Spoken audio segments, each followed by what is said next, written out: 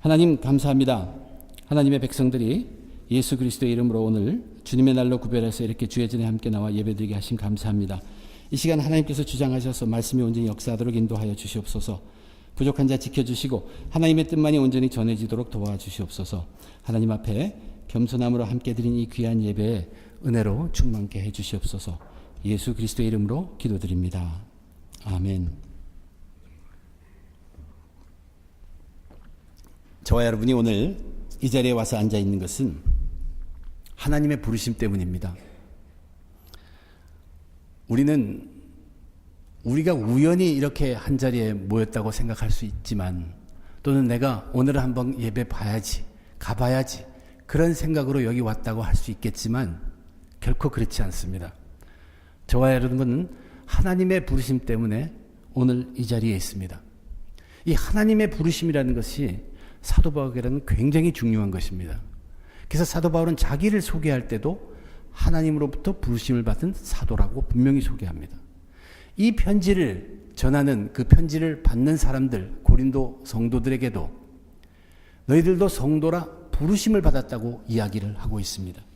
너희를 불러 예수 그리스도와 교제하게 하시는 하나님이라고 말하면서 이 부르심을 강조하십니다. 그런데 이렇게 부르심을 받은 사람들 가운데 논쟁이 생기고 분열이 일어났다는 얘기입니다. 고린도 교회 안에 그 분쟁, 다른 데 분쟁과 마찬가지로 이것은 한꺼번에 그 자리에서 반으로 딱 갈라진 이런 분쟁이 아닙니다. 처음에는 복음이 거기에 강력했어요. 복음이 강할 동안은 다른 생각을 하지 않습니다. 그러나 시간이 가면서 점점 세상의 것들이 들어옵니다. 혹은 복음이 약해지거나 아니면 세상의 것들이 들어와서 세상에 영향력 있는 사람들이, 그런 사람들이 세상의 잘못된 습관이나 그것을 그대로 복음과는 관련 없이 교회에 갖고 와서 복음을 저해하는 요소가 되었다는 얘기입니다.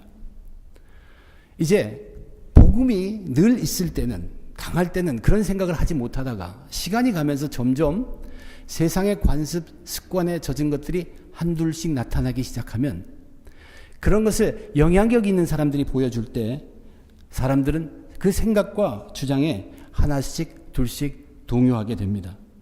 그러면 전체가 분열하게 된다는 얘기입니다. 문헌의 기록으로 의하면 고린도라는 곳에는 거의 50만, 70만에 대한 사람들이 밀집해 사던 도시라고 합니다.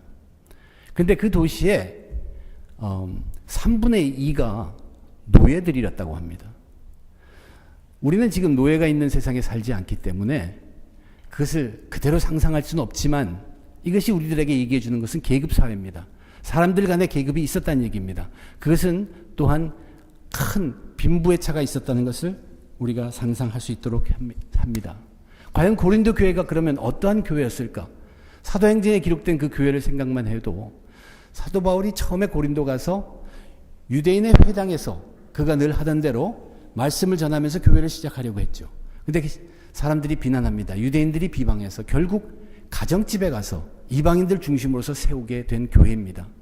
이런 교회라고 생각해 볼 때 우리는 어떠한 성도님들이 그 교회를 이루었다는 것을 짐작해 볼 수 있어요. 오늘 본문에서만 봐도 우리 고린도 교회인들 중에서는 거기에 지적으로 뛰어나거나 아니면 정치 경제적으로 힘이 있거나 문벌이 좋은 그런 사람들이 그렇게 많지 않았다는 이야기입니다. 그러나 그들에게 이제 분열이 생겼을 때 사도 바울은 그들로 하여금 기본으로 돌아오기를 원합니다. 이미 지난주에 가장 복음의 기본인 십자가로 돌아오고 했고, 이제 오늘 우리들에게 들려주는 하나님의 말씀은 우리로 하여금, 또 고린도 교인들로 하여금 하나님의 부르심을 기억하라는 것입니다. 하나님의 부르심, 하나님이 너희를 불렀던 때, 그때 그 부르심이 무엇인가를 깨달아라는 것입니다. 하나님의 부르심을 바르게 이해한다면 그렇게 분열될 수도 없고 논쟁할 수도 없다는 얘기입니다. 하나님의 부르심을 우리가 확실히 한다면 우리는 복음의 힘으로 돌아갈 수 있고 복음으로 하나가 될 수 있다는 이야기입니다. 우리 교회도 37 회개와 화해 운동을 하고 있습니다. 3월 초에 우리 창립기념일 맞이하기 전에 회개하고 화해함으로 새로운 교회의 문을 시작하자는 그런 의도에서 하는 회개와 화해 운동입니다. 저와 여러분들도 믿음의 기본인 것을 항상 잊지 않고 살아가야 합니다. 오늘 우리에게 주신 이 본문의 말씀을 통해서 우리를 불러주신 그 하나님의 부르심이 무엇인가를 다시 한번 새겨보며 은혜 나누고자 합니다. 우선 하나님의 부르심은 무엇인가? 하나님이 우리를 부르실 때 내게로 오라고 부르는 것입니다. 하나님께로 오라는 얘기죠. 그렇게 부르시는 것이죠. 근데 지금 우리들로서 하나님께 갈 수 있는 길은 유일한 길 하나밖에 없습니다. 예수 그리스도를 통해 가는 길입니다. 하나님이 부르신다는 것은 그래서 예수 그리스도 안에 들어가는 것입니다. 예수 그리스도 안에 들어간다. 이 예수 그리스도 안에 있다, 들어간다라고 표현하지만 이것의 진정한 의미는 뭐냐면 예수 그리스도와 가장 가까운 관계, 그 안으로 들어가는 것 외에 그것보다 더 가까운 게 있을 수 없습니다. 하나님이 우리를 부르신다는 것은 예수 그리스도와 굉장히 가까운 관계로 부르신다는 얘기입니다. 그 표현이 우리가 그리스도 안에 들어간다는 것입니다. 오늘 본문 첫 시작을 보십시오. 유대인은 표적을 구하고 헬라인들은 지식을 찾으나 우리는 십자가에 못 박힌 그리스도를 전하니. 이 표적과 지식과 그리스도를 잠시 뒤로 물리치고 유대인들은 구하고 이방인들은 찾습니다. 그러나 그리스도인들은 전한다고 되어 있어요. 구하고 찾고 전한다는 것을 한번 생각해 보십시오. 유대인들이 능력을 구합니다. 그들은 어느 정도 능력인데 또 능력을 구해요. 근데 그 능력이 자기 바깥에 있어요. 저기 있으니까 그것을 구하려고 자꾸 구하는 것입니다. 헬라인이라고 쓴 건 이방인과 같은 말씀입니다. 그릭, 젠타일 같은 그 부류에 부르는 이름입니다. 그들은 지식을 갖고 있습니다. 그럼에도 불구하고 계속 지식을 찾습니다. 더 많은 지식. 그래서 자기 밖에 있는 그 지식을 계속 찾는다는 얘기예요. 거기에 비해서 그리스도인들은 전합니다. 전파하는 거예요. 자기 속에 가득 있는 것, 자기가 가장 거기에 푹 젖어 있는 것, 그것을 전한다는 얘기. 이것이 우리는 그리스도 안에 있다는 것입니다. 너희는 하나님으로부터 났고 그리스도 안에 있으니. 우리가 하나님으로부터 부르심을 받는 것은 예수 그리스도 안에 있는 것입니다. 우리는 그 안에 있기 때문에 우리는 다른 것을 찾거나 구하는 것보다도 우리에게 풍성한 그리스도를 전하는 것입니다. 근데 우리가 그 안에 있는 그리스도는 십자가에 못 박힌 그리스도입니다. 그냥 보통의 그리스도가 아니라 십자가에 못 박힌 그리스도이기 때문에 거기에는 하나님의 능력과 하나님의 지혜가 있다는 얘기입니다. 우리가 생각해 보아야 할 것은 우리가 이 자리에 앉아 있는 것은 하나님의 부르심 때문에 앉아 있는 사람들입니다. 우리 각자에게 하나님의 부르심이 있습니다. 그 말은 우리는 똑같은 세상에 살지만 우리는 믿지 않는 사람과 다른 것이 있습니다. 같은 세상에 살지만 눈에 보이지는 않지만 우리는 그리스도 안에 들어가 있는 사람들입니다. 그리고 내 능력과 내 지혜는 아니지만 거기에 하나님의 능력과 하나님에게 지혜가 있는 곳에 거기에 거하고 있다는 것을 우리는 잊지 말아야 한다는 얘기예요. 그것이 하나님의 부르심을 우리는 오늘 이 시간에 다시 깨우치고 회복해야 합니다. 우리 똑같이 살아가요. 믿지 않는 사람들과.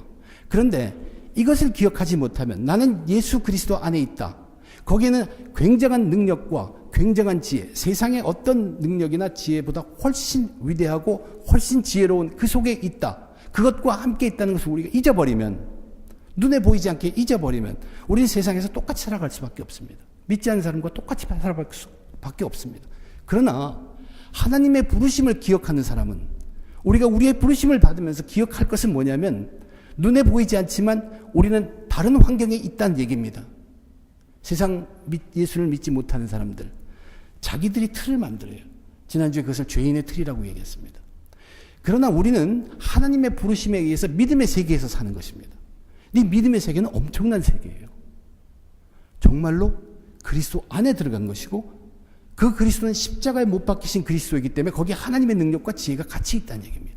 이것이 하나님의 부르심입니다. 저와 여러분은 이 하나님의 부르심에 거하는 사람이에요. 그래서 우리는 세상 보이는 것 똑같이 안 믿는 사람과 같은 데 살지만 우리는 다르다는 얘기입니다. 먼저 이것을 우리는 망각하지 말아야 합니다. 그러면 이제 그 다음에 사도 바울이 전개하는 것은 과연 어떤 사람을 하나님께서 부르셨나를 거기서 생각하게 합니다. 고린도 교인들에게 너희 부르심을 보라 라고 다시 한번 호소하면서 상기시킵니다. 결론적부터 얘기하면은 하나님의 부르신 사람은 자랑하지 않는 사람들입니다. 자랑할 것 없는 사람들을 고린도 교회에서 불렀습니다. 고린도 교인들 거기에 이제 26절에 이렇게 말합니다. 형제들아 너희를 부르심을 보라. 육체를 따라 지혜로운 자가 많지 아니하며 능한 자가 많지 아니하며 문벌 좋은 자가 많지 아니하도다. 육체를 따라는 것은 세상 기준으로 볼 때 우리 교회 안을 봐라. 여기에 정말로 뛰어난 사람들이 그렇게 많지 않지 않느냐. 지식적으로 또 정치적으로 또는 문벌, 여기 문벌이라는 것은 가문을 얘기하는 것이에요. 그런데 그 사람들은 대부분이 노예들이 있는데 물론 거기에 뛰어난 사람들도 없었다는 것은 아닙니다. 그러나 여기를 통해서 하나님께서 하신 일이 있다는 얘기예요.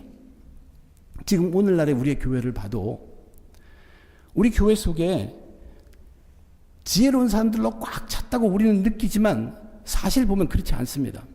우리가 사실 이 말씀을 들으면서 하나님의 부르심을 생각하면서 기억해야 될 것은 때로는 우리는 우리 속에 정말 지혜로운 사람이 좀 많이 왔으면 능력 있는 사람이 많이 왔으면 문벌이 좋은 가문이 좋은 사람들이 많이 모였으면 좋겠다 하는 그 기대를 갖는다는 것은 완전히 틀린 겁니다. 하나님의 부르심은 그렇지 않기 때문에 그렇습니다. 그런데 하나님이 누구든 그렇게 불러놓은 다음에 이제 27절부터 나오는 중요한 단어가 하나가 있습니다. 하나님이 택하신다는 얘기예요. 하나님이 그런 자들 정말 미련하고 약하고 가진 것 없는 자들을 택하사 세상에 똑똑하고 강하고 가진 것 있는 사람들을 부끄럽게 하시고 패하셨다는 기록이 있죠. 근데 택하시라는 것, 부르심과 구태여 제가 명확하게 구별하는 것은 아니지만 하나님은 일단 부르셔놓고 그 부르신 사람들을 택하십니다. 이 택하신다는 것이 무엇입니까? 하나님이 무엇으로 택하십니까? 하나님이 그들을 양자 삼는 것이, 그들을 자기 자녀로 삼는 것입니다. 내 아들이다, 내 딸로 삼는 것입니다. 그러면 이 삼는 것이 이렇게 택하는 것이 뭐가 중요하냐? 굉장히 중요한 얘기입니다. 우리는 부르심에 의해서 그리스도 안에 들어갑니다. 거기에 굉장한 하나님의 능력과 하나님의 지혜가 있어요. 그러나 그것은 하나님의 능력과 하나님의 지혜예요.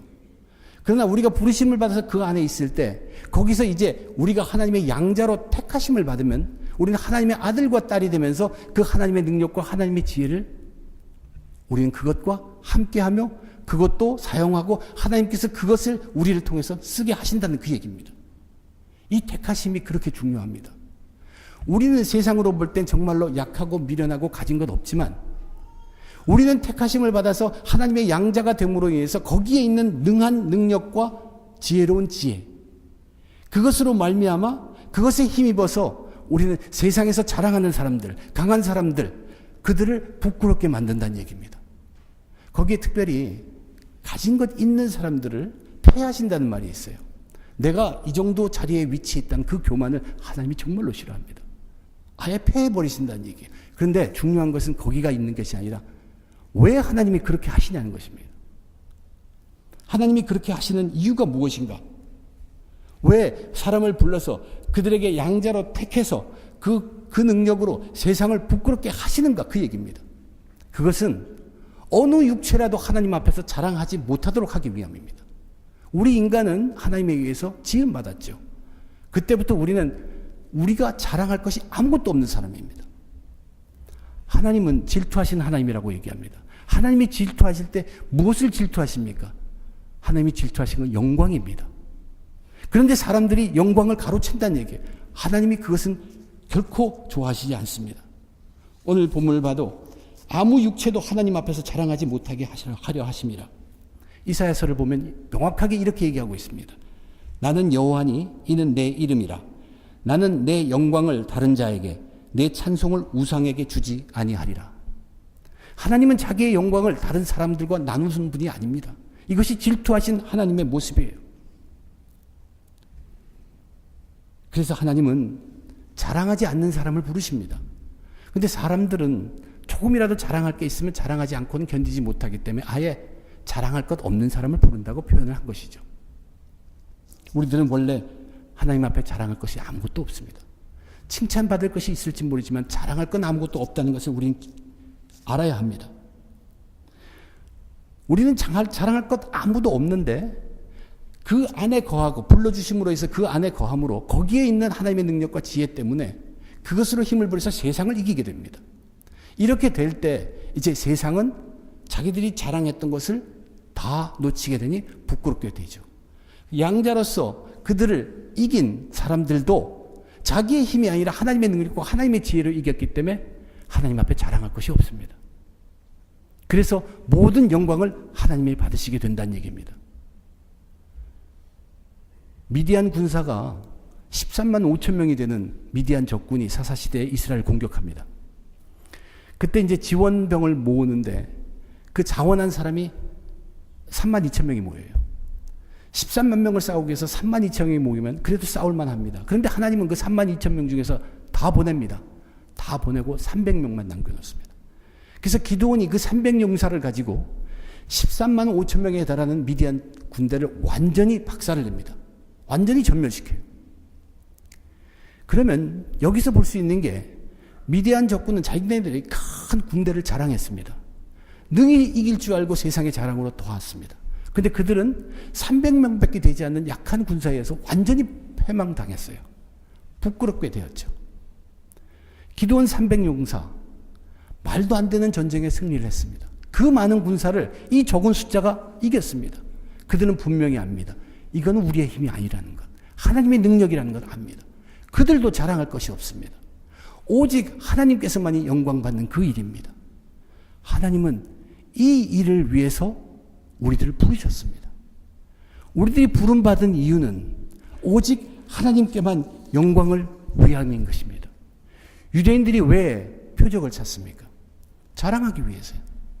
이방인들이 왜 지식을 구합니까? 자랑하기 위해서요. 근데 이 자랑이라는 것이 교회 내에 복음이 약할 때 파고들어서 교회를 분열시켰다는 얘기입니다.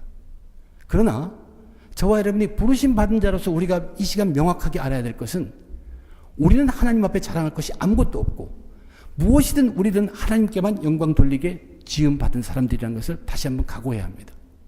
그런데 우리들의 모습을 한번 생각해 보세요. 우리 좋으신 하나님 얘기하죠. 인자하신 하나님, 긍휼하신 하나님, 사랑의 하나님, 용서의 하나님, 그렇게 계속 얘기하면서 그것을 핑계 삼면서 우리가 얼마나 교만한가를 보자는 얘기입니다. 우리 굉장히 교만합니다. 은근히 자기 자랑하고 있다는 얘기예요. 그러면서 하나님의 사랑을 얘기하고 긍휼을 얘기하고 있습니다. 그러나 오늘의 말씀이 우리들에게 알려주신 것은 질투하신 하나님입니다. 조금이라도 우리 속에서 하나님 앞에 자랑하는 것을 용서하지 않는 하나님이라는 것을 다시 한번 깨닫게 알게 하는 것입니다. 그런데 우리 생각해봐요. 하나님의 영광이라는 것은 생각지도 않는 채 안중에 없는, 하나님은 생각지도 않고 내 삶 중심에 그것을만 살고서 기독교인이라고 교회 오고 모이는 사람들이 얼마나 많냐는 것이에요. 교회에서 왜 싸움입니까? 왜 싸움이 일어나는 겁니까? 이 하나님의 영광에 대한 생각이 조금도 없기 때문에 그래요. 그래서 교회 내에서 싸우고 분열하는 것입니다. 고린도 교회가 그랬어요. 우리가 하나님의 영광을, 부르심을 받아서 하나님의 영광을 위해서 부르심을 받았던 것만 명확히 알아도 우리는 서로 싸울 수가 없습니다. 교회가 갈라질 수가 없습니다. 우리 다 깨우쳐야 합니다. 우리가 알아야 될 것은 자랑할 것 아무것도 없는 사람들입니다. 그러나 자랑할 것 아무것도 없지만 우리를 불러주셨기 때문에 우리는 그 능하신 그리스도 안에 있으면서 하나님의 능력과 하나님의 지혜 가운데 있다는 얘기예요. 그리고 하나님이 택하십니다. 그래서 양자가 되었기 때문에, 아들이기 때문에 그 능력과 그 지혜를 쓸 수 있어요. 그래서 세상을 우리 이기는 것이에요. 세상을 부끄럽게 하는 것이에요. 그 목적은 뭐냐면 세상을 다 부끄럽게 하고 우리 양자들도 하나님 앞에 겸손하게 하고 해서 하나님을 영광 돌리기 위함이라는 것. 하나님은 질투하신 하나님입니다. 하나님의 영광을 우리 인간들과 나누지 않습니다. 우리는 그것을 명확히 알아야 합니다. 그러면 하나님께서 우리를 부르시고 그렇게 영광 받으시고 그러면 하나님께서 그 다음에 우리들에게 준비한 것이 무엇입니까? 우리를 불러주신 하나님의 목적은 자신이 영광 받는 것 외에도 또 하나가 분명히 있습니다. 그것은 다른 것이 아니라 우리에게 구원을 주시기 위함입니다. 그것이 마지막 세 번째로 우리가 기억해야 할 것입니다. 30절에 보니까 너희는 하나님으로부터 나서, 우린 하나님의 거기에서 창조된 사람들이죠. 그리스도 예수 안에 있고 부르심을 받았던 그 고린도 교인 너희, 그것을 다시 한번 상기해 주시는 것입니다. 너희는 하나님으로부터 나서 그리스도 예수 안에 있고, 그 다음에 우리가 그 안에 있는 그 예수는 하나님으로부터 나와서 우리에게 지혜가 된다. 그래서 의로움과 거룩함과 구원함이 되신 예수님이다. 그런 뜻입니다. 이 지혜라는 것은 잠언에 말하는 그 지혜, 하나님, 말씀, 로고스, 그 지혜입니다. 우리는 예수 안에 거하는데 그 예수는 하나님으로부터 온 참 진리고 그 예수 안에 거할 우리가 하나님으로부터 온 그 참 진리를 통해서 의로움을 얻고 거룩함을 얻고 구원함을 받는다는 얘기입니다. 저와 여러분, 우리들이 의롭다는 것이 무엇입니까? 하나님의 부르심에 응답해서 그 예수 그리스도 안에 거할 때 우리는 이제 하나님 앞에 설 수 있습니다. 하나님이 우리를 부르셨을 때 우리는 우리의 의가 아니라 그리스도 안에 들어가는 그 의 때문에 우리는 하나님 앞에 설 수 있습니다. 그러면 우리가 그 그리스도, 그 능하신 능력이 있고 참된 지혜가 있는 그 안에서 어떻게 됩니까? 가만히 있는 것 아니에요. 이제 그 안에서 우리는 우리의 성품이 예수님 닮는 성품으로 변해가는 것입니다. 그것도 우리의 능력이 아니라 그 안에 있는 하나님의 능력과 하나님의 지혜로 우리는 양자로 택함을 받아서 우리의 성품이 이제 하나님 닮아가 예수 그리스도 그 안에 있기 때문에 예수 그리스도를 닮아가는 것입니다. 예수 닮은 성품의 열매를 맺어가는 것입니다. 시간이 가면 갈수록 우리는 그 안에 더 깊이 더 오래 교제하면서 우리의 성품이 이제 예수 닮은 성품으로 바뀌어가는 것, 이것을 성화라고 합니다. 이것을 우리가 받는 거룩함이라고 오늘 성경에서 표현하고 있습니다. 이제 이렇게 거룩함을 받은 우리들이 결국 이제 어떻게 됩니까? 마지막에 처음 시작에는 우리가 그냥 인간으로서 부르심을 받았죠. 근데 하나님이 우리를 쓰시기 위해서 양자로 삼아주셨죠. 이제 마지막 구원의 단계는 우리가 하나님의 상속자가 되는 것입니다. 그래서 우리는 무한하신 하나님의 약속에 영원한 생명을 부여받는 사람이 되는 것이, 죄의 종이었다가 하나님의 상속자가 되는 사람들입니다. 그것이 우리가 받는 구원함입니다. 하나님이 우리에게 이 구원을 주시기 위해서 우리를 불러주셨다는 얘기예요. Justification, Sanctification and Salvation, 그것이 여기 다 드러나 있습니다. 그런데 사도 바울이 마지막에 뭐라고 얘기합니까? 기록된 바 자랑하는 자는 주 안에서 자랑하라 함과 같게 하려 하심이라. 자랑하되 주 안에서 자랑하라. 이것은 예레미야서에 있는 그 말을 이용한 것이에요. 근데 여기 중요한 것은 주 안에서 자랑입니다. 앞에서 분명히 얘기했어요. 어느 육체도 하나님 앞에서 자랑할 수 없습니다. 그런데 자랑을 하라고 합니다. 주 안에서 자랑하라는 것입니다. 이것이 강조하는 것이 뭐냐? 나는 구원받은 사람이야. 이것을 자랑하는 것이 절대 아닙니다. 내가 구원받은 사람이 되게 한 그 일, 그 예수님 그 십자가, 세상은 그것을 미련하다고 하지만 그것을 당당하게 자랑하라는 얘기입니다. 그것이 주 안에서 자랑하는 것입니다. 우리는 그리스도 안에 있는 사람입니다. 거기서 우리는 어쨌든 하나님 앞에서 자랑을 할 수 없는 사람이에요. 그런데 우리가 자랑한다면 바로 우리가 그 안에 있는, 세상 사람들은 미련하다고 보는 그 미련한 전도에 미련한 것, 그것을 우리는 당당하게 자랑해야 한다는 것이에요. 이것은 다른 말로 얘기하면 우리가 받은 구원이 얼마나 대단한 것인가, 거기에 대한 감격함이 가장 먼저 앞서야 한다는 얘기예요. 우리가 교회에서 열심을 내죠. 열심을 내서 하나님을 섬기는 일을 합니다. 예수님을 위해서 이렇게 일한다고 합니다. 그렇게 막 열심을 하다 보면 착각할 때가 있어요. 내가 한 이 열심을, 예수님을 위해서 한 열심을 은근히 자랑하기 시작합니다. 이런 일이 없기 위해서 우리가 꼭 알아야 될 것은 뭐냐면, 우리 속에 내 부르심으로 인해서 내가 받은 구원이 얼마나 크고 내가 그것을 십자가를, 예수를 자랑하는 그 자랑이 굉장히 커야 합니다. 이것이 먼저 커야만 이제 나중에 내 열심으로 인한 그 자랑이 생겨나지 않습니다. 왜냐하면 우리는 자랑할 것이 아무것도 없는데 하나님의 그 능력과 그 지혜로 우리를 써셔서 이제 약속받는 상속자가 되게 해주신 이 감격이 너무나 크기 때문에 이제 그 다음에 우리는 마땅히, 당연히 어쩔 수 없이 이것을 하고 견디지 않는 그러한 마음으로 섬기게 된다는 얘기입니다. 그것이 저와 여러분 부르심 받은 자의 평생에 갖추어야 할 섬김의 자세입니다. 저와 여러분, 우리들을 생각해 보세요. 열심을 하고 싶어요. 그래서 자기 능력으로, 자기 생각으로, 자기 지혜로 열심히 하다가 보면 은근히 내 자랑이 생각나고 되고 또 말썽이 생기기 시작합니다. 그렇게 하는 것이 아닙니다. 우리는 절대 그렇게 하는 것이 아닙니다. 우리는 먼저 하나님의 부르심을 생각해야 합니다. 하나님이 불러주셨고 그 안에 나를 양자 심어주셔서 이 능력이 있게 하셨고 나에게 구원을 주신 그 놀라운 상속받은 자로서 영생을 확인받은 자로서 확약받은 자로서 우리는 거기에 감동해서 감격해서 그것을 자랑하는 사람들로서 이것을 마땅히 섬기고 감당해내는 것입니다.